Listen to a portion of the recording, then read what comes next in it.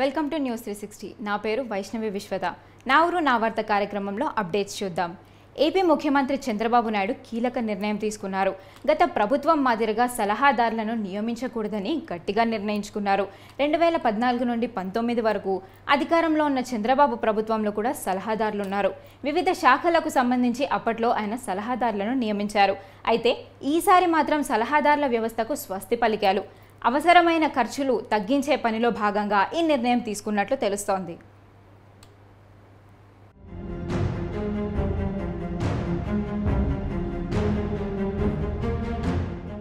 ఆంధ్రప్రదేశ్ ఆర్థిక పరిస్థితి ఏమాత్రం బాగాలేదు. ఇప్పటికే 1వ తేదీన పింఛన్లతో పాటు ఉద్యోగులకు జీతాలు చెల్లించాలంటే అప్పులు చేయాల్సిన పరిస్థితి ఏర్పడింది. ప్రతి నెల అప్పుల కోసం వెతుక్కోవాల్సి వస్తుంది. ఖజానా వెలవెలపోతుంది. అడుగు ముందుకు వేయాలన్నా నిధుల లేమి వెనక్కు లాగుతుంది. గతంలో మాదిరిగా లేదు ఇప్పుడు ఆంధ్రప్రదేశ్ పరిస్థితి.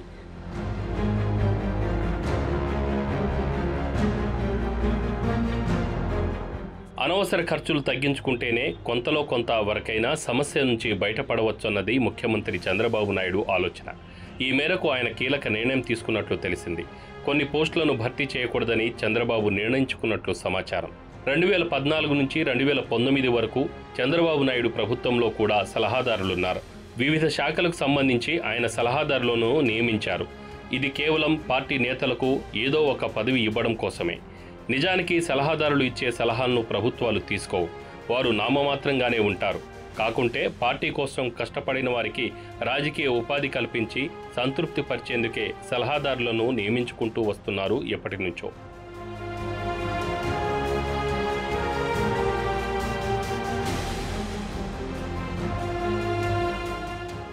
నిజానికి ముఖ్యమంత్రి నుంచి మంత్రుల వరకు సలహాదారులుగా ఐఏఎస్ అధికారులుంటారు. వారి సహకారం, సలహాలు, సూచనలతో కొంత అవగాహన ఏర్పడుతుంది. గత వైసీపీ ప్రభుత్వం అయితే సలహాదారులను విచ్చలవిడిగా నియామకం చేసింది. అవసరమున్నా లేకపోయినా ముఖ్యమంత్రి, ప్రభుత్వ సలహాదారులంటూ దాదాపు 40 మందిని అప్పటి వైసీపీ ప్రభుత్వం నియమించుకుంది. వీరికి నెలకు లక్షల్లో వేతనం ఉండేది. దీన్ని పారితోషికంగా ఇచ్చేవారు. ఇక వీరికి వసతులతో పాటు వాహనం, కార్యాలయం వంటి ప్రత్యేక సౌకర్యాలను ఏర్పాటు చేశారు. దాదాపు 40 మందిని గత ప్రభుత్వం సలహాదారులుగా నియమించుకోవడాన్ని నాడు హైకోర్టు కూడా తప్పుపట్టింది. సలహాదారులకు కల్పించినవన్నీ సౌకర్యాలు న్యాయమూర్తులకు కూడా లేవని అప్పట్లో హైకోర్టు వ్యాఖ్యానించడం పరిస్థితికి అద్దం పడుతుంది.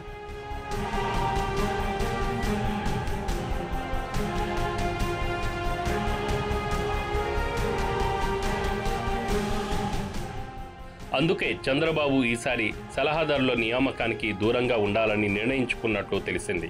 కేవలం నామినేటెడ్ పోస్టులను మాత్రమే భర్తీ చేస్తే చాలని చంద్రబాబు భావిస్తున్నట్లు తెలుస్తోంది.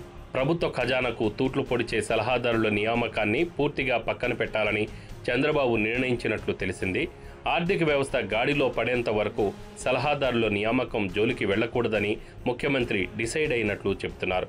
గత ప్రభుత్వంలో నియమించుకున్న సలహాదారులను వ్యతిరేకించిన తామే సంక్షేమ పథకాలను పక్కన పెట్టి సలహాదారులను నియమించుకుంటే తప్పుడు సంకేతాలు వెళతాయని చంద్రబాబు భావిస్తున్నారు. సో సలహాదారుల నియామకం ఆంధ్రప్రదేశ్లో ఇప్పట్లో లేనట్లేనన్నది అధికార వర్గాల నుంచి వినిపిస్తున్న మాట. సజ్జల రామకృష్ణారెడ్డి ఏమయ్యారు? ఎక్కడున్నారు? వైసీపీ అధికారంలో ఉండగా పాలసీలపై పరిగెత్తి ప్రెస్ మీట్లు పెట్టిన సజ్జల ఎందుకు కనిపించడం లేదు?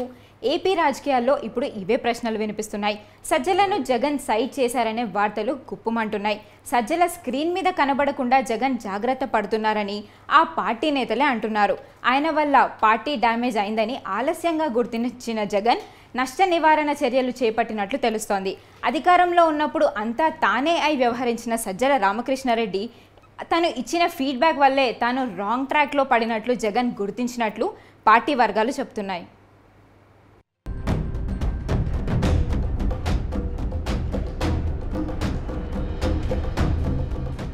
ఎన్నికల్లో వైసీపీ ఓటమికి కారణమేంటని ప్రశ్నిస్తే సొంత పార్టీ వాళ్లు కూడా చెప్పే మొదటి పేరు సజ్జల రామకృష్ణారెడ్డి. గ్రౌండ్ లెవెల్ వాస్తవాలను జగన్కు తెలియకుండా సజ్జల ఓ సైంధవుడిలా వ్యవహరించారని ఇంటా బయట వినిపిస్తున్నమాట. ఎన్నికలకు ముందే ఈ విషయం చాలామంది వైసీపీ నాయకులు చెప్పినా జగన్ వినలేదు. సజ్జలపై తీవ్రమైన ఆరోపణలు చేసి కోటంరెడ్డి శ్రీధర్ రెడ్డి, ఆనం రామనారాయణ రెడ్డి లాంటి వారు బయటకొచ్చారు. అప్పుడు జగన్ తన మంత్రులు, ఎమ్మెల్యేలతో వారిపై మాటలు దాడి చేయించారు. ఏపీలో అధికారం చేతులు మారిన తర్వాత సజ్జల పూర్తిగా తెరమరుగయ్యారు. పార్టీకి సంబంధించిన అంశాలు కూడా మాట్లాడడం లేదు. జగన్కు ప్రతిపక్ష హోదా, కాంగ్రెస్లో వైసీపీ విలీనం లాంటి వార్తలపై కూడా ఆయన స్పందించడం లేదు. దీంతో జగన్ ప్రియారిటీలను మార్చుకున్నారా, సజ్జలను దూరం పెట్టారా అనే అనుమానాలు వ్యక్తమవుతున్నాయి. సజ్జల వల్లనే ఓడిపోయామనే ప్రచారాన్ని జగన్ కూడా నమ్మారా అంటే అవుననే సమాధానం వినిపిస్తోంది.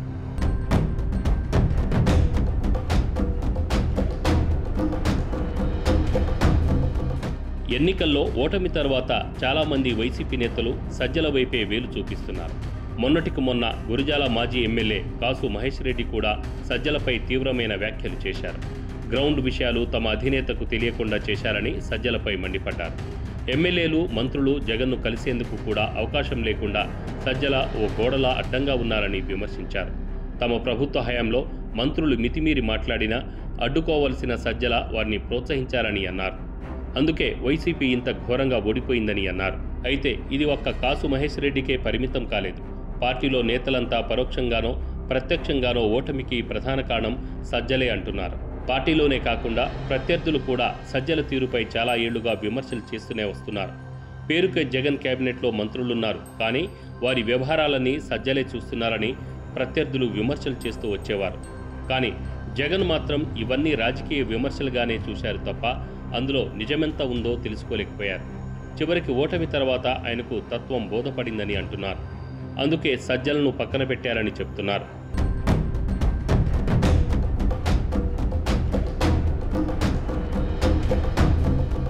సజ్జలను సకల శాఖల మంత్రిగా కూడా నాడు విపక్షాలు విమర్శించేవి. మంత్రులుగా ఉన్న అన్ని శాఖలపై ఆధిపత్యం ఆయనదే ఉండేది. ఒక రకంగా చెప్పాలంటే ఎమ్మెల్యేలను, మంత్రులను కూడా పెద్దగా పట్టించుకునేవారు కాదు. నియోజకవర్గాల్లో నేతల మధ్య నెలకొన్న విభేదాలను కూడా జగన్ దృష్టికి వెళ్లకుండా తానే సర్ది చెబుతూ అంతా తన చేతుల మీదుగానే పాలన జరగాలన్న భావనలో సజ్జల ఉండేవారంటారు. ముఖ్యమంత్రి జగన్ను కలిసే కన్నా సజ్జలను కలిస్తే పని అయిపోతుందని నాడు 5 ఏళ్లు భావించిన నేతలు చాలామంది ఉన్నారు. నామినేటెడ్ పోస్టుల భర్తీ దగ్గర నుంచి మంత్రి పదవుల ఎంపిక వరకు అంతా సజ్జల చెప్పినట్లే నడిచేది. హోంమంత్రి ఉన్నప్పటికీ నాడు సజ్జల చెబితేనే డీజీపీ కానీ ఉన్నతాధికారులు కానీ స్పందించేవారు. జగన్ వద్దకు వెళ్లి వచ్చి మీడియాతో విషయాలను పంచుకునేది కూడా సజ్జలే. చివరకు ఎన్నికల వేళ అభ్యర్థుల ఎంపికలో కూడా ఆయన కీలక భూమిక పోషించారు. మరోవైపు ఆయన కుమారుడు సోషల్ మీడియా వింగ్కు చీఫ్గా ఉండడంతో నివేదికలు కూడా ఆయన అనుకున్నట్లుగానే వచ్చేవి. అలా 5 ఏళ్ల పాటు సజ్జల రామకృష్ణారెడ్డి ఒక ఆట ఆడుకున్నారు.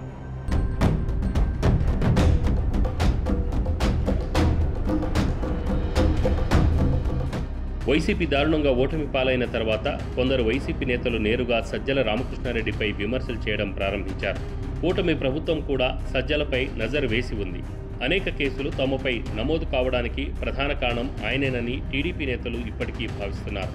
వీటన్నింటి నేపథ్యంలో వైసీపీ అధినేత జగన్ సజ్జల రామకృష్ణారెడ్డిని దూరం పెట్టినట్లు పార్టీ వర్గాలు చెబుతున్నాయి.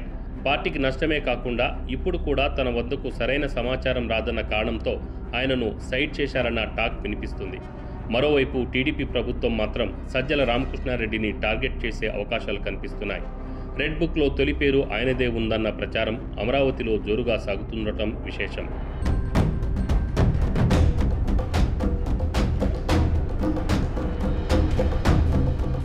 ఇక్కడ మరో వెర్షన్ కూడా వినిపిస్తోంది. ఎవరో ఏదో చెబితే వినే తత్వం జగన్ది కాదని అంటున్నారు కొందరు పార్టీ నేతలు. నిజంగానే ప్రత్యర్థులో పార్టీ నేతలో చెప్తే వినే పరిస్థితిలో జగన్ ఉంటే ఈ స్థాయి ఓటమిని మూటగట్టుకునేవారు కాదనే వాదనలు కూడా ఉన్నాయి. కానీ సజ్జలను జగన్ పక్కన పెట్టడం కాదని, జరగాల్సిన నష్టం జరిగిన తర్వాత సైలెంట్గా సజ్జలే సైడ్ అయ్యారని వైసీపీ నేతల్లో ఓ వర్గం చెబుతోంది. అందులో భాగంగానే తన కొడుకు సజ్జల భార్గవ్ రెడ్డిని కూడా సోషల్ మీడియా బాధ్యతల నుంచి తప్పించారనే ప్రచారం జరుగుతోంది. ఈ వాదనలో నిజం ఏదైనా సజ్జల, జగన్ మధ్య గ్యాప్ పెరిగిందన్నది వాస్తవం.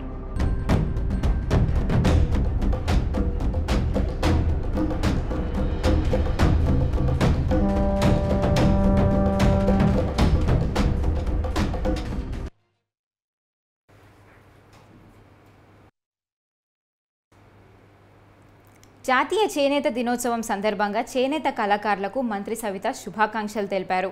5 ఏళ్ల జగన్ పాలనలో చేనేత కళాకారులు ఎన్నో బాధలు అనుభవించారని, వారి కళలు మరుగున పడ్డాయని తెలిపారు. టీడీపీ ప్రభుత్వం అధికారంలోకి వచ్చిన తర్వాత చేనేత కళాకారులకు ఎంతో అండగా నిలుస్తుందని హామీ ఇచ్చారు. విజయవాడ స్టెల్లా కాలేజ్ నుండి పంటకాలువ రోడ్డు వరకు చేనేత కళాకారులు వాక్ నిర్వహించారు. ఈ కార్యక్రమంలో మంత్రి సవిత, తూర్పు నియోజకవర్గ ఎమ్మెల్యే గద్దె రామ్మోహన్ రావు తదితరులు పాల్గొన్నారు. యువత చేనేత వస్త్రాలను ధరించి వాక్లో పాల్గొన్నారు. చేనేత వస్త్రాలు ధరించడం వల్ల ఆరోగ్యాన్ని కాపాడుకోవచ్చంటూ నినాదాలు చేశారు.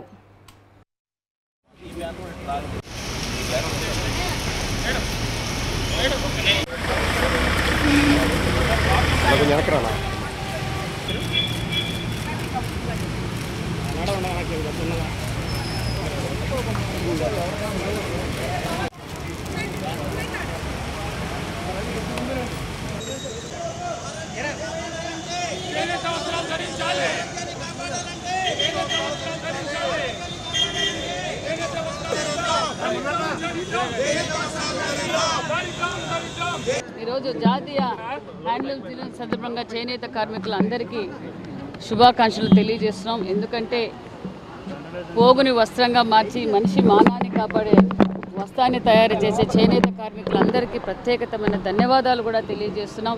నిజంగా చాలా ఆనందంగా ఉంది, ఒక పక్క బాధగా కూడా ఉంది. ఎందుకంటే గత 5 సంవత్సరాలుగా చేనేతల పరిస్థితి సరి దారుణమైన పరిస్థితి ఉంది. మళ్ళీ రాజయోగం, స్వర్ణయుగం. ఈ గతంలో 14 నుంచి 19లో రాష్ట్రం విడిపోయిన చంద్రబాబు నాయుడు గారు చేనేతలకు పెద్దపీట వేసి అన్ని విధాలుగా వాళ్లకు ఆసరాగా ఉండి వాళ్ళ జీవనోపాధి కోసం అనేక సంక్షేమ పథకాలు కూడా చంద్రబాబు నాయుడు గారు అమలుపరిచారు. మరి గత 5 సంవత్సరాలుగా నా బీసీలు, నా ఎస్సీలు, నా ఎస్టీలు, నా చేనేతలు అని చెప్పి ఓటేయించుకొని చేనేతలను ఒక పక్క రాష్ట్ర వ్యాప్తంగా అన్ని భూస్థాపితం చేశారు. మరి చేనేతలు కూడా ఈరోజు చాలా చోట్ల వాళ్ళు వలసపోయే పరిస్థితికి వచ్చింది. అదేవిధంగా కొన్ని చోట్ల ఆత్మహత్యలు కూడా చేసుకున్నారు. ఎందుకంటే వాళ్ళు తయారు చేసిన వస్త్రాలని కొనుగోలు చేసేవారు లేరు. వాళ్ళ అతిగతి లేకుండా వాళ్ళ గతంలో తెలుగుదేశం ప్రభుత్వంలో ఏమైతే మన సంక్షేమ పథకాలు అందజేసామో అవన్నీ పూర్తి బంద్ చేసి నేతన్న నేస్తామని చెప్పి 24,000 రూపాయలు అందజేశారు. ఆ 24,000 రూపాయలు కూడా నేతన్నలకు ఇవ్వకుండా వైసీపీ కార్యకర్తలకు అందజేసి నిజంగా చేనేత వ్యవస్థ నిర్వీర్యం చేసిన ఈ వైసీపీ ప్రభుత్వంలో చేనేత కార్మికులు చాలా ఇబ్బంది పడుతున్నారు. ఈరోజు స్వయాన ముఖ్యమంత్రి గారే చేనేతల దినోత్సవానికి చీరాలలో కూడా పాల్గొనడం నిజంగా చాలా ఆనందంగా ఉంది. ఎందుకంటే చేనేతల సమస్యలు చంద్రబాబు నాయుడు గారికి, లోకేష్ బాబు గారికి బాగా తెలుసు. వాళ్ళని పూర్వ వైభవం తీసుకొస్తామని కూడా తెలియజేస్తూ మరొకసారి చేనేత కుటుంబ సభ్యులందరికీ మరొకసారి చేనేతల దినోత్సవ శుభాకాంక్షలు తెలియజేస్తాం. చేనేత జాతీయ దినోత్సవం సందర్భంగా అందరికీ శుభాకాంక్షలు తెలియజేస్తూ, ఇది చాలా ప్రాముఖ్యమైనది. ప్రత్యేకంగా భారతదేశం అనేకమైన సాంప్రదాయాలకి, సంస్కారాలకి నిలవని భారతదేశంలో చేనేత కళ ఒక కళలకే ఒక విధి లాంటిది. ఆ కళలను పోషించడానికి, ముందుకు తీసుకెళ్ళడానికి ప్రతి ఒక్కరు కూడా స్వదేశీ దుస్తుల్ని ధరించాలి, విదేశీ దుస్తుల్ని తిరస్కరించాలనే భావంతో ఉన్న సందర్భంలో ఆ రోజున స్వాతంత్ర పోరాటానికి ముందు ఈ యొక్క కాలనీ ఇచ్చిన రోజును పురస్కరించుకుని మోడీ గారు 2015లో ఈ జాతీయ చేనేత దినోత్సవం ప్రకటించడం జరిగింది. దాని ద్వారా చేనేత కళల్ని, చేనేత కార్మికుల్ని పోషించడానికి, వాళ్ళ ముందుకు తీసుకెళ్ళడానికి, వాళ్ళకి మంచి గుర్తింపు తేవడానికి, ప్రజల్లో చైతన్యం కలిగించడానికి, ఈ యొక్క చేనేత కార్మికులు వాళ్ళు పడే శ్రమ అది ఏ దేశంలోనూ కూడా లేదు. ఒక భారతదేశంలో నాటి పరిస్థితి. మన ఆంధ్రాలో కూడా ప్రతి ఒక్క ప్రాంతం కూడా మంగళగిరిలో చూసుకుంటే, చీరాలతో చూసుకుంటే అనేక ప్రాంతాల్లో ఈ చేనేత కార్మికులు ఉన్నారు. మనం ధరించే బట్టలు వాళ్ళు నేయడానికి అనేకమైన గొప్ప ఎక్స్పెరిమెంట్ కూడా చేశారు. ఒక అగ్గిపెట్టెలో చీరను కూడా పెట్టి బ్రిటిష్ మహారాణికి ఆ రోజున ఇవ్వడం జరిగింది. అలాంటి చేనేతలు ప్రోత్సహించడానికి ఈ యొక్క దినోత్సవం ఏదైతే ప్రకటించబడిందో, ఈ దినోత్సవం సందర్భంగా అనేకమైన కార్యక్రమాలు ఇవాళ వాకింగ్ చేశారు. అదేవిధంగా మధ్యాహ్నం అందరి చేనేత కార్మికులందరూ కూడా ఒక ఎగ్జిబిషన్ ఏర్పాటు చేసి, ఒక సమావేశం ఏర్పాటు చేసిన వాళ్ళకి వాళ్ళ ముఖ్యమంత్రి గారు చీరాల్లో కూడా ఈ కార్యక్రమంలో పాల్గొంటున్నారు. వాళ్ళకి అనేకమైన వరాలు ఇచ్చిన అవన్నీ కూడా ఈ రోజును పురస్కరించుకుని ఈ రోజు జాతీయ దినోత్సవంగా ప్రకటించబడింది. కాబట్టి దీన్ని ఈ రోజంతా కూడా చేనేత కార్మికుల కోసం హెచ్చించే విధంగా కార్యక్రమాలు చేపట్టడం జరుగుతోంది. అందువల్ల మరొకసారి చేనేత కార్మికులకు అదేవిధంగా జాతీయ చేనేత దినోత్సవానికి అందరికీ కూడా శుభాకాంక్షలు.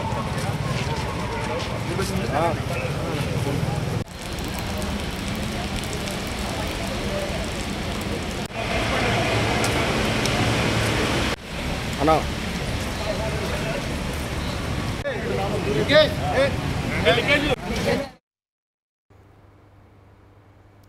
రన్నింగ్ ట్రైన్లో నిద్రిస్తున్న విద్యార్థినిని లైంగిక వేధింపులకు గురి చేశాడు ఒక యువకుడు. ఈ ఘటన విజయవాడ నుండి విశాఖ వస్తున్న రైల్లో చోటు చేసుకుంది. రన్నింగ్ ట్రైన్లో నిద్రలో ఉన్న విద్యార్థినిని పలుమార్లు తాకేందుకు ప్రయత్నించడంతో అలర్ట్ అయిన యువతి తోటి ప్రయాణికుల సహాయంతో నిందితుడిని రైల్వే పోలీసులకు అప్పగించింది.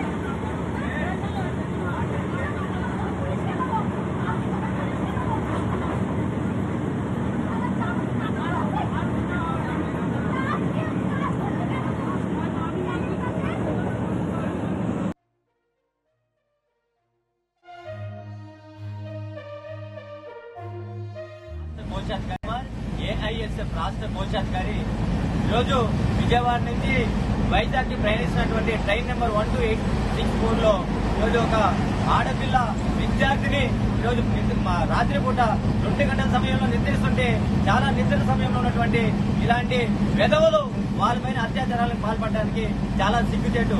ఇక్కడ టీసీలు ట్రైన్ లో టికెట్లు చెక్ చేయడానికి పర్మిషన్ అవుతున్నారు కానీ సెంట్రల్ సిబ్బంది ఇక్కడ కంపార్ట్మెంట్ లో వాళ్ళకి ఎలాంటి వసతులు ఉన్నాయి, ఏం జరుగుతున్నాయి, దొంగలు వస్తున్నారా, ఇలాంటి ఎదవలు వస్తున్నారని కూడా ఎక్కడ కూడా కంట్రోల్స్ లో విఫలం చెందారు. కాబట్టి కావున వెంటనే ఇలాంటి పనులకు పాల్పడకుండా ఉండాలంటే సెంట్రల్ సిఆర్పీఎఫ్ వాళ్ళు ఇక్కడ ఈ కంపార్ట్మెంట్ లో వెంటనే తగిన చర్యలు చేపట్టి ఎప్పటికప్పుడు డ్యూటీలు చేస్తూ ఉండే పద్ధతిలో ఏర్పాటు చేయాలని కూడా ఏఐఎస్ఎఫ్ గా మేము కోరుకుంటున్నాం.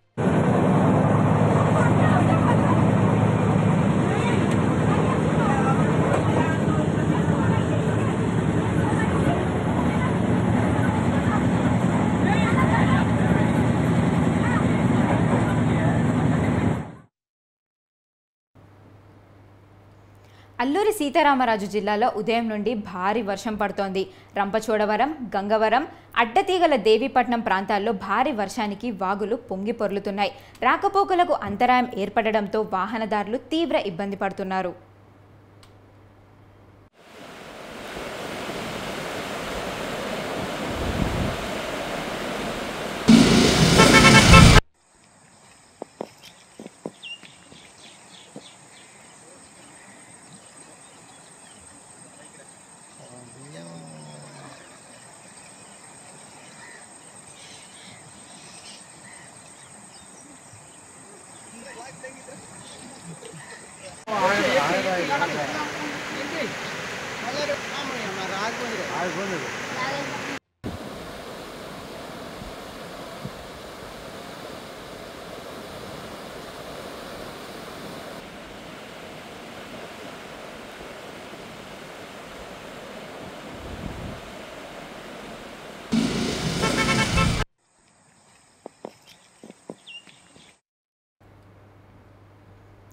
కడప జిల్లా బద్వేల్లో 5 ఏళ్లకొకసారి పాలకులు, అధికారులు మారుతుంటారు.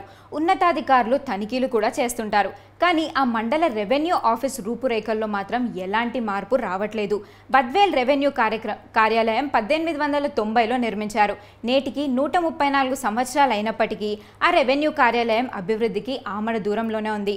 మండలానికి సంబంధించిన ఫైల్స్ అన్నీ వర్షానికి తడిచి పనికి రాకుండా పోయాయి. ఇప్పటికైనా అధికారులు స్పందించి నూతన భవనం ఏర్పాటు చేయాలని రెవెన్యూ సిబ్బంది అధికారులను కోరుతున్నారు.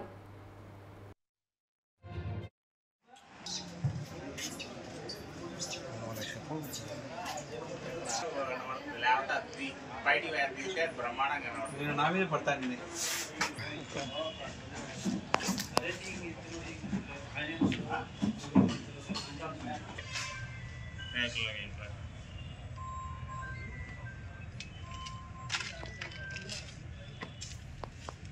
దేనికోసం ఎవరికి ఇది ఎంఆర్ ఆఫీస్ మార్పిద్దాం.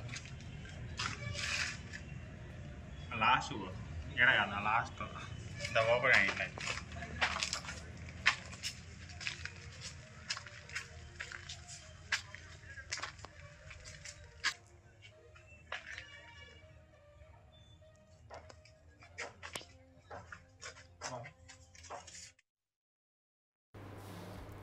గుంటూరులో గంజాయి కలకలం రేపింది. గుంటూరు పట్టణంలో గాంజా విక్రయిస్తున్న నలుగురిని పోలీసులు అదుపులోకి తీసుకున్నారు. గుంటూరులో బైక్ దొంగతనం చేసి దాని ద్వారా గాంజాను రవాణా చేస్తున్నట్లు గుంటూరు ఎస్పీ సతీష్ కుమార్ తెలిపారు. నిందితుల దగ్గర నుండి 20.5 కేజీల గాంజా పట్టుకున్నట్లు ఎస్పీ సతీష్ కుమార్ తెలిపారు. జిల్లాలో గాంజాపై ప్రత్యేక దృష్టి సారించామని, గాంజా విక్రయిస్తే కఠిన చర్యలు తీసుకుంటామని హెచ్చరించారు. వారంగల్లో ఉన్నారు 3 టీము. సో ఒక టీము మహారాష్ట్ర కూడా వెళ్ళడం జరిగింది. మనకి ఐడెంటిఫై అయ్యారు. వాళ్ళ ఎంటైర్ ట్రావెల్ని ఫాలో అప్ చేసాము. మనకి కాశీపేట్ వారంగల్ దగ్గర వెళ్ళి ఆ క్లూ అక్కడతో పాటు ఆగింది. యాక్చువల్లీ దాని తర్వాత క్లూ లేదు. కాకపోయినా ముగ్గురు అంటే 8-9 మెంబర్స్ టీము 3 మెంబర్స్ మహారాష్ట్రలో ఒక టీము, అక్కడ 2 టీము కంటిన్యూస్గా పర్సూట్ చేస్తున్నారు. ఇప్పుడు 14 డేస్ అయింది వాళ్ళు వెళ్ళి. ఎఫర్ట్స్ పెడుతున్నాము. ఏదో కొంచెం లక్ ఉండాలని చెప్పేసి ఆశిస్తున్నాము. ఎందుకంటే ఆ వ్యక్తి ఏమీ అంటే వాళ్ళు వేరేమీ క్లూ లేదు. వాళ్ళంతే ఒక 3,000 తీసుకొని వెళ్ళిపోయి ఏదో ఒక షాప్లో అంటే ఫర్దర్గా చెప్పామంటే కేసు అది పట్టలేము. కానీ మేము దానిపైన కంటిన్యూస్ ఎఫర్ట్స్ ఇప్పటి నుంచి ఒక్కరోజు కూడా దానికి ఏ వదిలేయట్లేదు.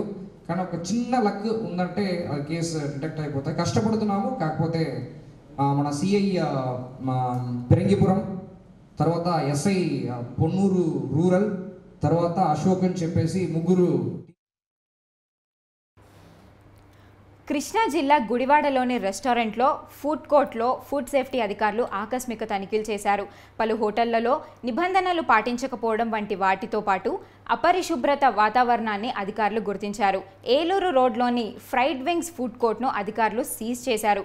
గుడివాడ నెహ్రూ చౌక్ సెంటర్లో గల సైడ్ వింగ్స్ హోటల్లో గత 2 రోజుల క్రితం నిలువ ఉంచిన పదార్థాలను అమ్ముతున్నారన్న సమాచారంపై కృష్ణా జిల్లా food controller Sheikh Ghouse Mohiuddin, food safety officer Gopalakrishna ఆకస్మిక తనిఖీ చేశారు.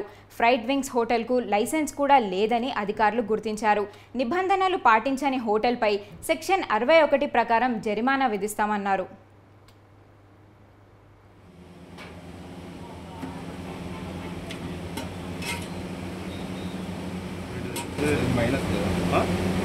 మైనస్ ఏదో అంటారు కదా.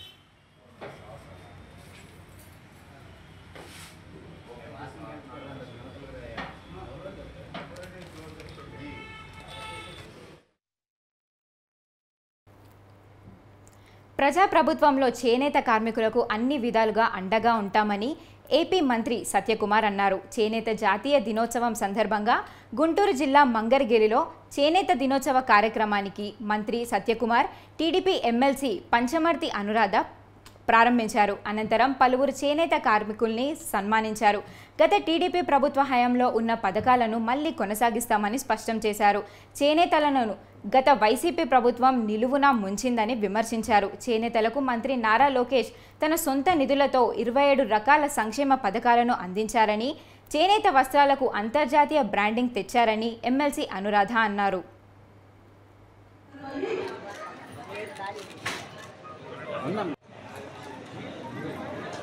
పట్టు లక్ష్మి గారు, జె కృష్ణకుమార్ గారు,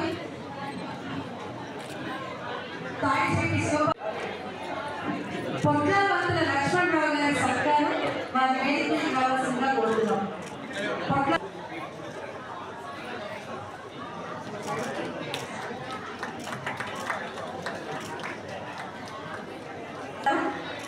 ఫలాలు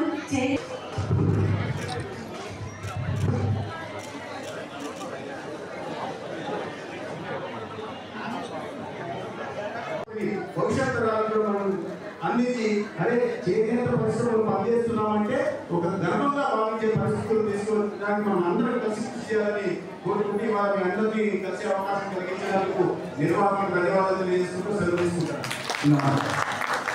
గారి ప్రభుత్వంలో నేతలందరూ కూడా రోడ్డును పడ్డ విషయం మీకు తెలుసు. గత 5 సంవత్సరాలుగా ఈ చేనేత దినోత్సవం నాడే ఎంతోమంది నేతలు, చేనేతకు సంబంధించిన కార్మికులు ఆత్మహత్య చేసిన ఇంత నిమ్మకి నీరెట్టినట్టే ఉన్నారు ఆ జగన్మోహన్ రెడ్డి గారు.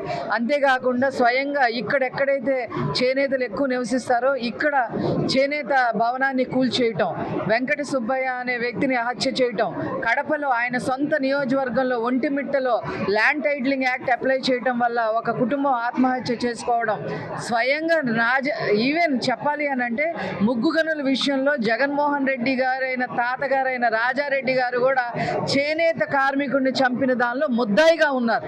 ఆ కేసు కూడా ఇంకా నడుస్తే ఆ లోపు ఆయన చనిపోయాడు. అది వేరే కథ.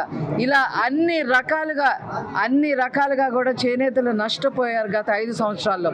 ఇప్పుడు చేనేత దినోత్సవం నాడు అందరినీ చూస్తూ ఉంటే, వచ్చిన వాళ్ళందరినీ చూస్తుంటే మరి నారా లోకేష్ గారి యొక్క చేయూతతో ఇక్కడ ఇంతమందికి 1 కోటి పైన వారి యొక్క ప్రోత్సాహంతో ముద్రా లోన్స్ కూడా లభించడం జరిగింది. తెలుగు రాష్ట్రాల్లో ఉన్న నేతన్నలందరికీ కూడా జాతీయ చేనేత దినోత్సవ శుభాకాంక్షలు. ఇవాళ నుంచి వారం రోజుల పాటు చేనేత వారోత్సవాలు జరుపుకునే కార్యక్రమానికి శ్రీకారం చుట్టడం జరిగింది.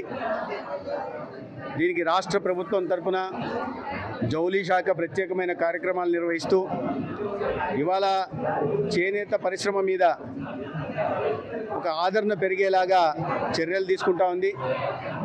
దానిలో భాగంగా ఈ రాష్ట్ర గౌరవ ముఖ్యమంత్రి వర్యులు నారా చంద్రబాబు నాయుడు గారు చీరాలలో నేతన్నల మధ్య కార్యక్రమాన్ని నిర్వహిస్తున్నారు. ఇవాళ గుంటూరులో కూడా, గుంటూరు జిల్లా మంగళగిరిలో, ఎందుకంటే మంగళగిరి ఆర్థికాభివృద్ధి చేనేత రంగంతో ముడిపడి ఉంది. ఇటువంటి ముఖ్య పట్టణంలో ఇవాళ నేతన్నల మధ్య కార్యక్రమం నిర్వహించుకోవడం, అధికార యంత్రాంగం ద్వారా కేంద్ర రాష్ట్ర ప్రభుత్వాలు అందిస్తున్న కార్యక్రమాలు, సబ్సిడీ మీద అందిస్తున్న పనిముట్లు, అనుబంధ పరికరాలు, రాయితీలు, డిజైనింగ్ కానీ, డైయింగ్లో కానీ, లేదా జాకాట్ కానీ, పంచింగ్ విషయంలో కానీ నూతన కార్యక్రమాల మీద అవగాహన కల్పించడం, ఆ కార్యక్రమాల గురించి తెలియజెప్పి వాటి లబ్ధి పొందేలా చేయడమే కాకుండా కేంద్రం బ్యాంకుల ద్వారా అందించే రుణాలను కూడా అందిపుచ్చుకొని ఆ చేనేత రంగంలో ఉంటున్న వాళ్ళకి తోడ్పాటు ఇచ్చేలాగా ఏపీ హోంమంత్రి వంగలపూడి అనితను వైఎస్ వివేకానందరెడ్డి కుమార్తె డాక్టర్ సునీతారెడ్డి మర్యాదపూర్వకంగా కలిశారు. వైఎస్ వివేక హత్య తదనంతర పరిణామాలను హోంమంత్రి దృష్టికి తీసుకెళ్లారు. జగన్ ప్రభుత్వంలో తన తండ్రి హత్య కేసులో జరిగిన అన్యాయం గురించి అనితకు సునీత వివరించారు. కేసును పక్కదారి పట్టించేందుకు విశ్వ ప్రయత్నం చేశారని చెప్పారు. వైసీపీ హయాంలో హంతకులకు స్థానిక పోలీసులు అండగా నిలిచారని ఆమె హోంమంత్రి ఎదుట ఆవేదన వ్యక్తం చేశారు. తాను చేస్తున్న న్యాయ పోరాటానికి సహకరించాలని కోరారు. గత ప్రభుత్వంలో హంతకులకు అండగా నిలిచిన వారిపై చర్యలు తీసుకోవాలని సునీత కోరారు. విచారణ సమయంలో కేసును నీరుగాల్చేందుకు ప్రయత్నించారని హోంమంత్రికి చెప్పారు. సిబిఐ విచారణలో ఉన్నందున ప్రభుత్వం తరపున పూర్తి సహకారం అందిస్తామని సునీతకు అనిత హామీ ఇచ్చారు. దోషులకు శిక్ష పడేలా ప్రభుత్వం చిత్తశుద్ధితో పనిచేస్తుందని వెల్లడించారు. తప్పు చేసిన పోలీసులను సహా ఎవ్వరినీ వదిలిపెట్టేది లేదని హోంమంత్రి అనిత స్పష్టం చేశారు.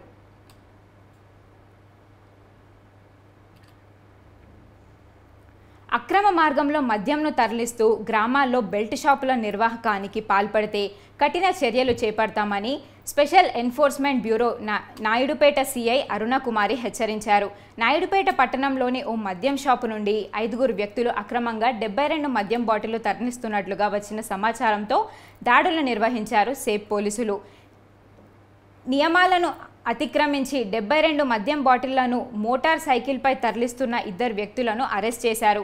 నిందితుల వద్ద నుండి 72 మద్యం బాటిళ్లను స్వాధీనం చేసుకున్న సేప్ పోలీసులు కేసు నమోదు చేసి కోర్టులో హాజరుపరుస్తున్నట్లు తెలిపారు.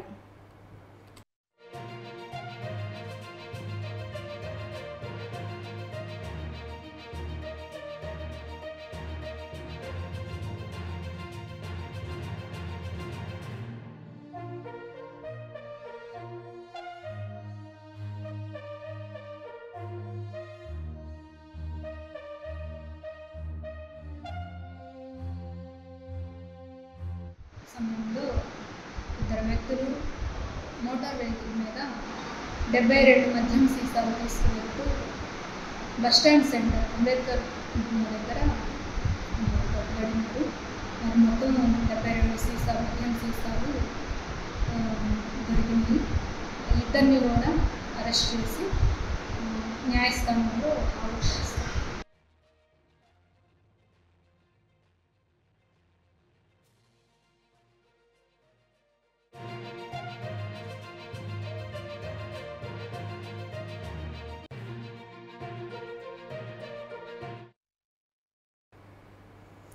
మనలో ఉన్న నిగూఢమైన సామర్థ్యాన్ని వెలికి తీయడమే ఆర్ట్ ఆఫ్ లివింగ్ కోర్సుల ప్రధాన ఉద్దేశమని ప్రఖ్యాత senior meditation teacher Durga Shaktamma అన్నారు.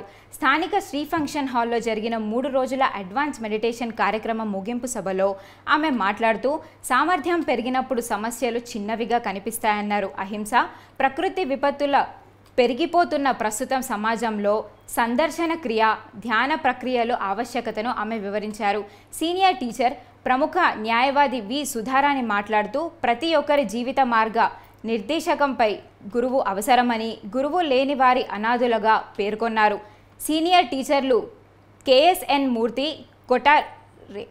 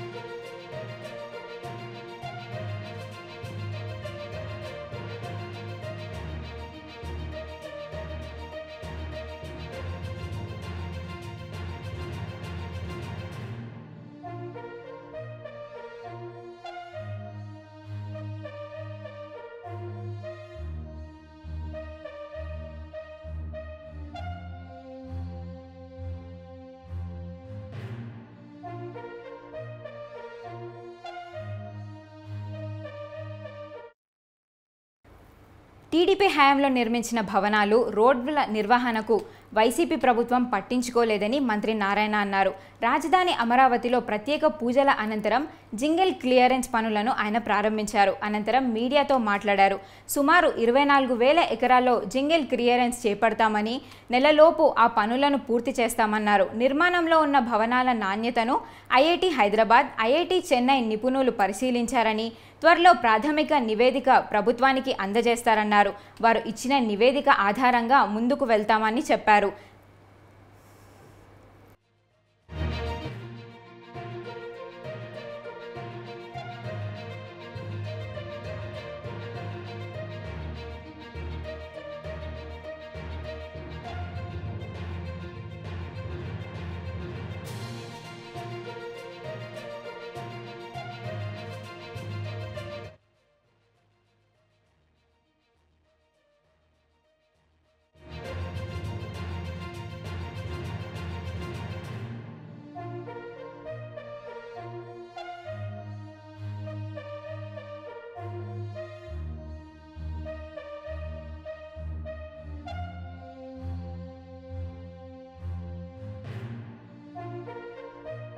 ₹36 కోట్ల ప్రజలను ఎత్తినా ప్రజలు కట్టే పన్నుల్లో నుంచి ఈ జంగిల్ క్లియరెన్స్ ఖర్చు పెట్టాల్సిన పరిస్థితి వస్తూ ఉంది.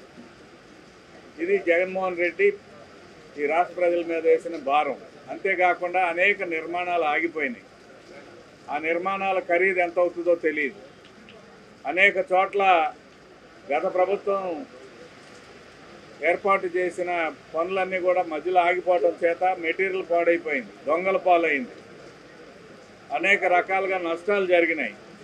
కాంట్రాక్టులకి బిల్లులు పెండింగ్లో ఉన్నాయి. వాళ్ళు తిరిగి ముందుకు రావాలంటే, తిరిగి నిర్మాణాలు చేపట్టాలంటే ప్రతి నిర్మాణాన్ని కూడా ఐఐటి నిపుణులతో టెస్ట్ ఈ రకంగా నిర్మాణానికి సంబంధించిన రంగంలో కానీ ఈ ప్రాంత అభివృద్ధిలో కానీ కొన్ని వేల కోట్ల రూపాయల భారాన్ని జగన్మోహన్ రెడ్డి గారు ఈ రాష్ట్ర ప్రజల ఎత్తున పెట్టాడు. అమరావతి అభివృద్ధిలో భాగంగా మొదటి అడుగుగా జంగిల్ క్లియరెన్స్ చేయడం జరుగుతూ ఉంది. ఈ జంగిల్ క్లియరెన్స్ R5 జోన్ మినహాయించి, అదేవిధంగా ఎవరైతే అమరావతి నిర్మాణానికి ల్యాండ్ పూలింగ్లో భాగస్వామ్యం కాలేదో వారి భూములను కూడా మినహాయించడం జరుగుతుంది. అవన్నీ పోగా మొత్తం 34,329 ఎకరాలలో భాగంగా 24,230 ఎకరాలు ఈ రోజున జంగిల్ క్లియరెన్స్ చేయాల్సిన పరిస్థితి ఏర్పడిందని తెలియజేస్తూ వడివడిగా అమరావతి నిర్మాణానికి అడుగులేస్తూ ఉన్నారు. ఈ కాంట్రాక్ట్ మొత్తం ఎన్సీసీ కంపెనీ వాళ్ళు టేకప్ చేస్తున్నారు. స్థానికంగా ఉన్న రైతులను కూడా ఎవరికైనా ఏదైనా ఇక్కడ యంత్రాలు ఉండి పనిలో భాగస్వామ్యం అవ్వాలన్నట్లయితే వారిని కూడా భాగస్వామ్యం చేసి అమరావతి నిర్మాణంలో ఈ ప్రాంత రైతులు భూమిని ఎలాగైతే ఇచ్చారో పనుల్లో కూడా భాగస్వామ్యం చేయడానికి ఈ ప్రభుత్వం నిశ్చయించుకుందని తెలియజేస్తూ మరి ఈ కార్యక్రమాన్ని ప్రారంభించడానికి విచ్చేసిన మంత్రి నారాయణ గారికి ధన్యవాదాలు. ఈ ప్రభుత్వం ఇప్పుడు రాగానే ఇమీడియట్గా దీన్ని టేకప్ చేయమని ముఖ్యమంత్రి గారు చెప్పటం, అయితే దానికి అంతకుముందు వేసిన రోడ్లు కొన్ని తవ్వేశారు, కొన్ని డోర్లు విండోస్ ఎత్తుకొని వెళ్ళిపోయారు. ఇలా అసలు ఇక్కడ కంప్లీట్గా దీన్ని ఒక అడవి చేశారు. 34 ఎకరాలు రైతుల దగ్గర తీసుకున్నాం. గ్రామ కంటాలు కావచ్చు లేదా ప్రభుత్వ భవనాలు కావచ్చు అన్నీ తీసుకుంటే ఇది 58,000 ఎకరాలు. ఈ 58,000 ఎకరాల్లో సుమారుగా 24 ఎకరాలు దాదాపు దట్టమైన అడవిలాగా తయారైపోయింది. మొన్న సీఎం గారు విజిట్లో యాక్చువల్గా బిల్డింగ్స్ చూస్తుంటే ఒక బిల్డింగ్ ఎక్కి చూస్తే జడ్జెస్ బంగ్లాస్ అన్ని కంప్లీట్గా కంపతో మునిగిపోయింది. అక్కడికక్కడే సీఎం గారు ఇన్స్ట్రక్షన్ ఇచ్చారు, ఇమ్మీడియట్గా కంప మొత్తం తొలగించమని. దానికి టెండర్లు ఇచ్చాము. దానికి యాక్చువల్గా ఇవాళ పని ప్రారంభించడం మొదలుపెట్టాం. 30 రోజుల్లో కంప్లీట్ చేయమని యాక్చువల్గా టెండర్లు ఇవ్వడం జరిగింది. 30 డేస్లో వాళ్ళు కంప్లీట్ చేస్తామని యాక్చువల్గా చెప్పడం జరిగింది. కంప్లీట్గా 30 డేస్లో ఈ పని పూర్తి చేస్తే first step, this is the first step. ముఖ్యమంత్రి గారు ఇచ్చిన ఫస్ట్ ఆదేశం అంటే ఫస్ట్ కంప తొలగించండి. అప్పుడు ఎవరికి ఇచ్చిన ప్లాట్లు ఎక్కడ ఉన్నాయో వాళ్ళు చూసుకుంటారు. కనీసం ఇప్పుడు మనం ప్లాట్లు ఇచ్చాం రైతులకి, ఎవరు ఎక్కడున్నాయో ఎవరికి తెలియదు. అన్నారు. దాని మీద చేస్తున్నాం. తర్వాత ఏదైతే బిల్డింగ్స్ రోడ్లు అప్పుడు కట్టామో గత 5 సంవత్సరాలు ఎటువంటి మెయింటెనెన్స్ కానీ దాని గురించి పట్టించుకోకుండా గత ప్రభుత్వం వైఎస్ఆర్సీ ప్రభుత్వం వదిలేస్తే దానివల్ల కంటిన్యూ చేయాలని ముఖ్యమంత్రి గారు ఆదేశించడం, దాని మీద స్టడీ చేయడానికి ఐఐటి హైదరాబాదు, ఐఐటి చెన్నై ఇద్దరికి ఇచ్చాం. వాళ్ళకు కూడా 1 మంత్ టైం ఇచ్చాము. వాళ్ళు మొన్నొచ్చి స్టడీ చేశారు. ప్రైమరీ రిపోర్ట్ త్వరలో ఇస్తారు. ఇచ్చిన తర్వాత దాని మీద కొన్ని మళ్ళీ ఇంకా టెస్టులు చేయాలన్నారు. అది చేసిన తర్వాత దాన్ని బట్టి యాక్చువల్గా ముందుకు పోవడం జరుగుతుంది.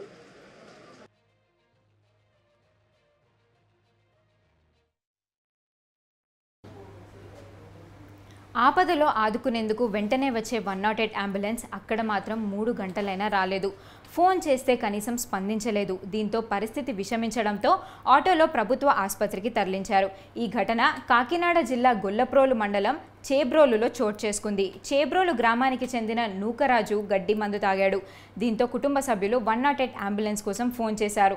దాదాపు 3 గంటల పాటు ప్రయత్నించినా ఫలితం లేకపోయేసరికి చివరికి ఆటోలో పిఠాపురం ప్రభుత్వ ఆసుపత్రికి తరలించారు. అయితే అప్పటికే నూకరాజు పరిస్థితి విషమంగా ఉందని వెంటనే కాకినాడ ప్రభుత్వ ఆసుపత్రికి తరలించాలని వైద్యులు సూచించారు.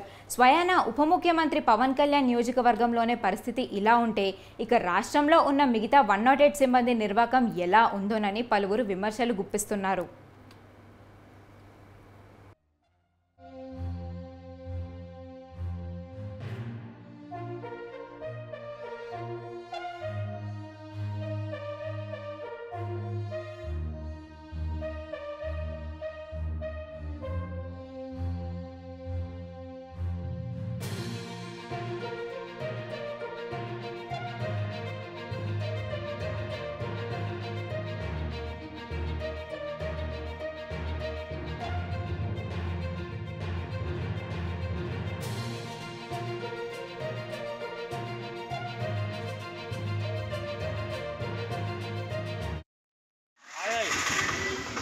కాగితం ఇచ్చారా? ఆ కాగితం కదా ఇక్కడ కాగితం అప్పుడు జాయిన్ చేసుకోరు మళ్ళీ. మరి అంబులెన్స్ 2 గంటలు అవుతుంది. మా నియోజకవర్గంలో 1 గంట రాలేదు. ఒకటే అటు పిఠాపురం నియోజకవర్గం, మళ్ళీ పవన్ కళ్యాణ్ గారు నియోజకవర్గం చేరుకోవాలి నుంచి రాకపోతే ఇక్కడ గంట పైన అవుతుంది. మేము వచ్చి ఈ అబ్బాయి తాగి 2 గంటలు అవుతుంది. ఇది తాగేసి ఇంకా రాలేదు. ఫోన్ చేస్తే ఏమన్నారు? ఫోన్ చేస్తే వస్తుంది అంటున్నారు. రెస్పాన్స్ లేదు.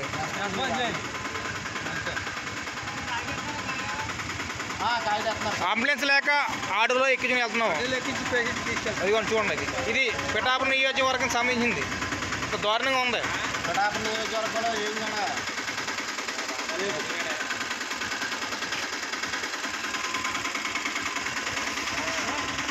ఇప్పుడు ఎమర్జెన్సీ కేసు కదండి. ఎమర్జెన్సీ కేసు కన్నా మీరు చెప్పాలి కదా. నేను చేస్తున్నాను. వాళ్ళు వచ్చేస్తున్నా అన్నారు. మీరు కడుతుంది రెస్పాన్స్ ఉన్నారు కదండి హాస్పిటల్ అంటే.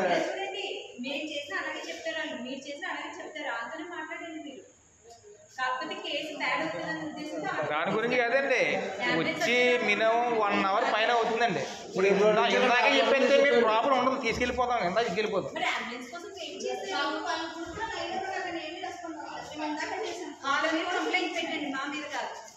పెడతా అక్కడ చాలా పైదాకా వెళ్తాండి. ఇది వదిలితే 100 వదలం కదా. తీసుకెళ్తామండి.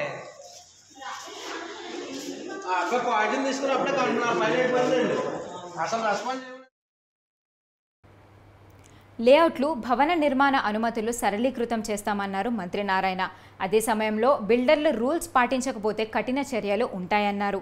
బిల్డర్ అసోసియేషన్ ప్రతినిధులు మంత్రి నారాయణతో సమావేశమయ్యారు. వారి సమస్యలను మంత్రికి వివరించారు. అన్ని చర్యలు తీసుకుంటామని నారాయణ చెప్పారు. రేపటి నుండి అమరావతి రాజధానిలో జంగిల్ క్లియరెన్స్ను అంటే చెత్త మొక్కలు చెట్లు తొలగించే కార్యక్రమం ప్రారంభమవుతుందన్నారు నారాయణ. డిబేట్ చేసి డిస్కస్ చేసి ప్రజలకు ఇబ్బంది లేకుండా సరళీకృతం చేస్తూ but at the same time అదేవిధంగా ఈ బిల్డర్స్ అసోసియేషన్లు ఉన్నాయి. వాళ్ళకు కూడా చెప్పాను, మీకు ఇండియాలో ఉండే అన్ని అసోసియేషన్ టచ్లో ఉన్నారు కాబట్టి మీరు కూడా అక్కడ ఎలా జరుగుతుంది వాళ్ళ రూల్స్ అండ్ రెగ్యులేషన్స్ ఏంది. ప్రభుత్వంలో అనేక ఇబ్బందులు పడ్డాం. ఎందుకంటే అప్పుడు ఆన్లైన్ 2014-19 దాకా ఆన్లైన్ ఆ రోజు తెలుగుదేశం ప్రభుత్వం తీసుకొచ్చింది. అయితే ఇప్పుడు కొన్ని ఇబ్బందులు ఉన్నాయని, ఒకటి నాలా ట్యాక్స్ విషయం, ఒకటి వేకెంట్ ల్యాండ్ ట్యాక్స్, ఒకటి ఓపెన్ ల్యాండ్ కాస్ట్ గురించి, అదేవిధంగా ఫైర్ డిపార్ట్మెంటు, ఎయిర్పోర్టు, అదేవిధంగా ప్రాపర్టీ ట్యాక్స్, అదేవిధంగా టీడీఆర్ బాండ్స్, ఈ లేబర్ చెస్, షార్ట్స్ ఎవరు అతిక్రమించినా దాని మీద స్ట్రిక్ట్గా యాక్షన్ తీసుకుంటాం. అంతేకాకుండా ఈరోజు సమస్యలు చూపించారు. ఒకటి ఏంటంటే ఆన్లైన్ అప్రూవల్ అన్నీ బాగానే ఉన్నాయి, మళ్ళీ అది అప్రూవ్ అయిన తర్వాత ఈసీ తీసుకురమ్మంటున్నారు, ఈసీకి పరిగెత్తాల్సి వస్తుంది, ఫైర్ తెమ్మంటున్నారు, ఫైర్. ఇవన్నీ కూడా ఇంటర్లింక్ చేయడానికి ఆల్రెడీ రెవెన్యూ డిపార్ట్మెంట్ మినిస్టర్ గారితో డిస్కస్ చేశాను. త్వరలో ఫైర్ డిపార్ట్మెంట్ ఫైర్ మినిస్టర్ గారితోనూ, తర్వాత సెస్ ఆథరైజ్డ్ మీరు కొనుక్కుంటే ఇబ్బంది పడతారని, ఆ అనాథరైజ్డ్ లేఅవుట్ యొక్క సర్వే నెంబర్లు రిజిస్ట్రేషన్ ఆఫీస్కి ఇవ్వదలుచుకున్నాం. అలా దాన్ని స్ట్రిక్ట్గా ఉంటామని తెలియజేస్తుందా. అదేవిధంగా లేఅవుట్స్ ఎక్కడైతే అనాథరైజ్ చేస్తున్నారో ఆ అనాథరైజ్ చేసే లేఅవుట్స్ని మేము పబ్లిక్గా టీవీల ద్వారా పేపర్ల ద్వారా తెలియజేయబోతున్నాం. వాళ్ళ డిపార్ట్మెంట్తో మా యొక్క ఆన్లైన్ ఇంటిగ్రేట్ చేస్తాం. ఇంటిగ్రేట్ చేయటం వల్ల మళ్ళా వాళ్ళు ఆ డిపార్ట్మెంట్కి పోయి సర్టిఫికేట్లు. వైసీపీకి మరో షాక్ తగిలింది. మాజీ ఎమ్మెల్యే పెండెం దొరబాబు వైసీపీకి రాజీనామా చేశారు. పిఠాపురం నియోజకవర్గ అభివృద్ధి కోసం కూటమితో కలిసి పనిచేస్తానని వెల్లడించారు. త్వరలో ఏ పార్టీలో చేరుతాననేది అనుచరులతో చర్చించి తెలియజేస్తానని చెప్పారు. తనకు వెన్నుపోటు రాజకీయాలు తెలియని స్పష్టం చేశారు. కూటమిలోని అన్ని పార్టీల నుండి తనకు ఆహ్వానం ఉందని, అయితే ఏ పార్టీలో చేరేది త్వరలోనే చెబుతానని చెప్పారు. ప్రజానీకం అలాగే మా నాయకులు, క్యాడరు అందరూ కూడా, ప్రజలు అందరూ కూడా నన్ను ఆశీర్వదించి వారు శాసనసభ్యుడిగా చేసినటువంటి పిఠాపురం ప్రజలకి ముందుగా కృతజ్ఞతలు తెలియజేస్తూ, నేను రాజకీయాల్లో ఈ 25 సంవత్సరాల్లో ఈ పిఠాపురం ప్రజలకి నా శక్తి వంచన లేకుండా ఏ పార్టీలో ఉన్నా ఆ పార్టీకి గౌరవం పెంచుతూ ప్రజల కష్టాల్ని నా సమస్యగా తీసుకుని వెళ్ళడం జరిగింది. గత 2-3 నెలలుగా మీ అందరికీ తెలుసు. అయితే మీరందరూ భావించవలసిన విషయం ఉంటుంది, నాకు రాజకీయాల్లో పనిచేసే తత్వమే తప్పించి ఏ పార్టీలోకి ఉంటే ఆ పార్టీకి గౌరవం పెంచే విధంగా, ఆ పార్టీని పెంచే విధంగా నాకు పనిచేయడమే తెలిసి తప్పించి వెన్నుపోటు రాజకీయాలు కానీ ఇటువంటి నాకు తెలవదు.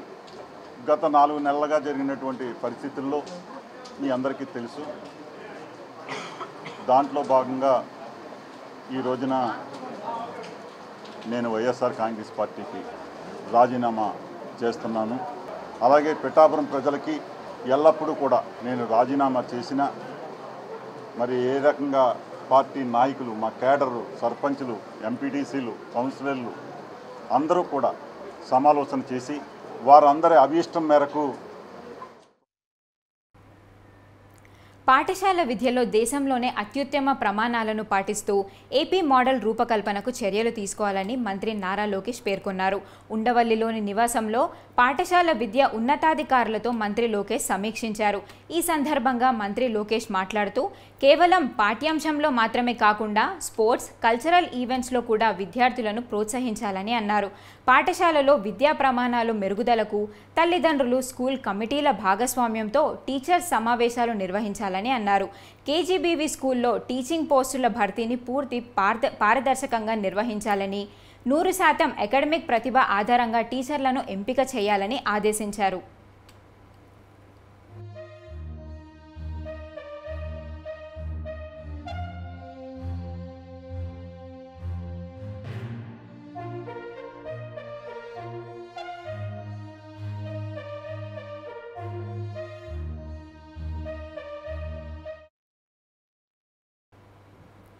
ఏలూరు జిల్లా కోయలగూడెం మండలం రామానుజపురంలో దారుణం చోటు చేసుకుంది.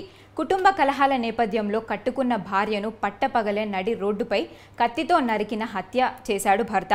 కుటుంబ కలహాల నేపథ్యంలో రాజనాల సూర్యచంద్రవరం తన భార్య సాయిలక్ష్మితో తరచూ గొడవలు పడుతుండేవాడు. ఈరోజు కూడా భార్యతో వాగ్వాదానికి దిగాడు. భార్యాభర్తల మధ్య మాటా పెరిగి గొడవ పెద్దది కావడంతో భార్య లక్ష్మి ఇంటి నుండి బయటకు వెళ్ళిపోయింది. దీంతో మరింత కోపంతో భర్త సూర్యచంద్ర కత్తితో సాయిలక్ష్మి మెడపై నరికేశాడు. తీవ్ర రక్తస్రావం కావడంతో ఘటనా స్థలంలోనే లక్ష్మి ప్రాణాలు కోల్పోయింది. విషయాన్ని గమనించిన స్థానికులు పోలీసులకు సమాచారం ఇవ్వడంతో నిందితుడిని అదుపులోకి తీసుకున్నారు.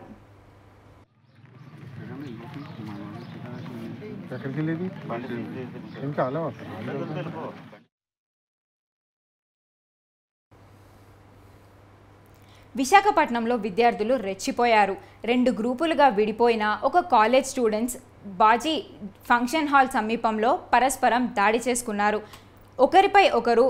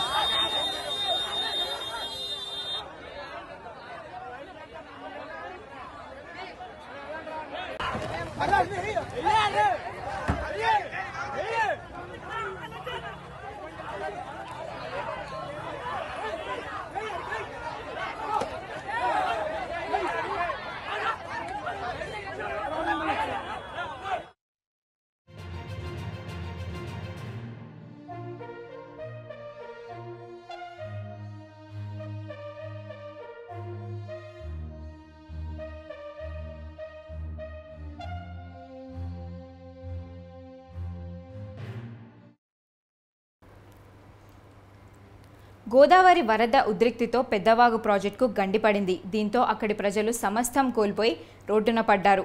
వారికి Pithapuram Umar Alisha rural development trust అండగా నిలిచింది. ముంపు గ్రామాలకు చేరుకొని నిత్యావసర వస్తువులు, దుస్తులు, దుప్పట్లు, మెడికల్ కిట్లను అందజేసి వరద బాధితులకు అండగా ఉంటామని భరోసా ఇచ్చారు.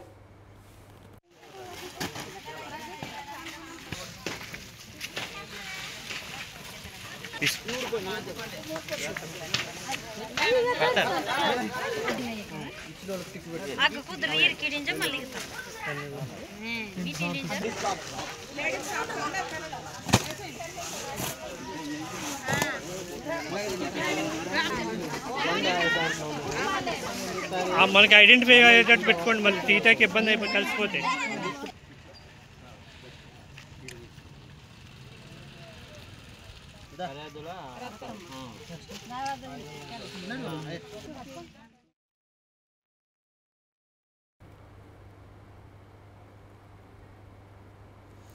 ఇవి ఇప్పటివరకు నా ఊరు నా వార్తలోని అప్డేట్స్. చూస్తూనే ఉండండి న్యూస్ 360. నిజం ఆలోచనను మారుస్తుంది.